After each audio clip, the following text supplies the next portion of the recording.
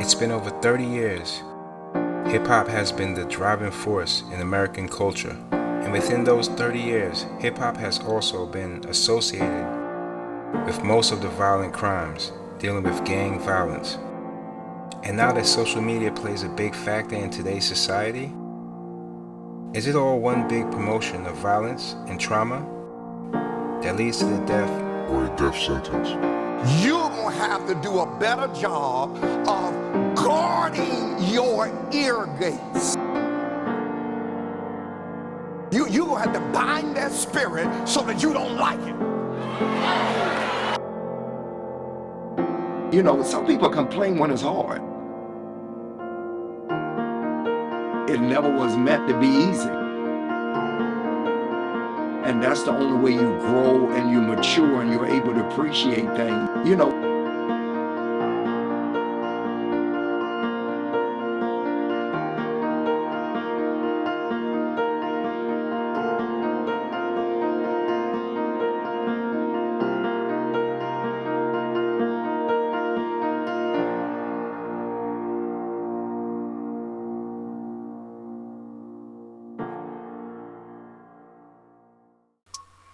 On today's episode, I cover evoking emotion in violent advertising, the power of music.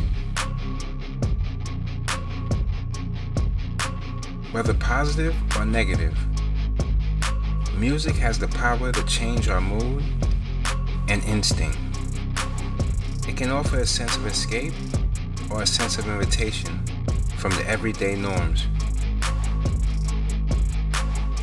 Studies have shown the profound effects on both mood and emotion, and furthermore, our brains respond increasingly more to melody than language.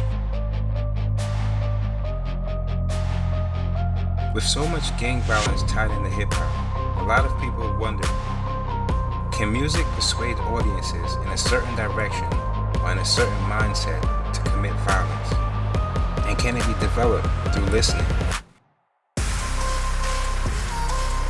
See, music has found to increase cognitive load, which translates to your brain being required to process information and store it as memories. For example, when music is included in an advertisement correctly, it induces a sense of recognizability that requires the audience to recall memories that may be associated with the music being used in the ad. Now, the framework of this recognizability has been placed in the mind of the consumer listener audience. So when viewed as the advertisement, the brand itself becomes part of this framework and is established as a positive association. But what happens when it's a negative framework and a negative messaging with the same melody in hip-hop is sometimes known as the mixtape remix? Like, for example, when an artist changes a hook about love to, let's say, Thug,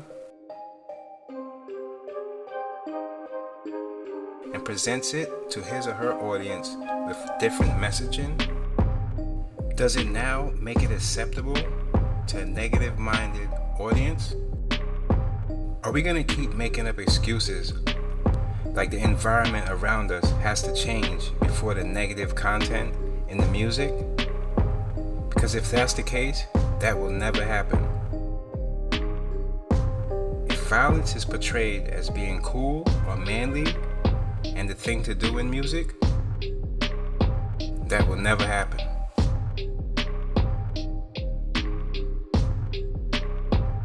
You see, when hip-hop first emerged into the mainstream in the late 1970s, it rarely reflected or perpetuated gangs, drug sales, or senseless violence. Songs by early acts such as Dougie Fresh, Run DMC, Sugar Hill Gang often centered around partying, fun, and braggadocious lyrics about wearing the nicest attire and being the best MC.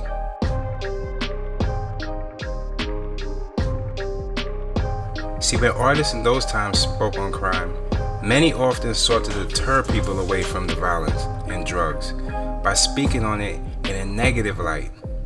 In these times, drugs and violence are being spoken in a positive light, or a thing to do. That's the difference between the violence being spoken about and the violence being advertised. It's how you speak about the violence. It's the message being told.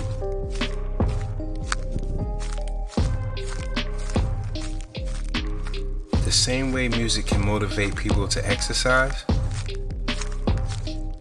negative kill music can motivate people to murder.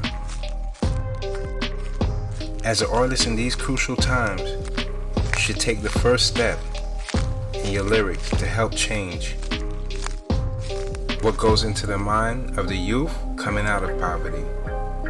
Don't enhance the violence. Until next time, Mickey made it.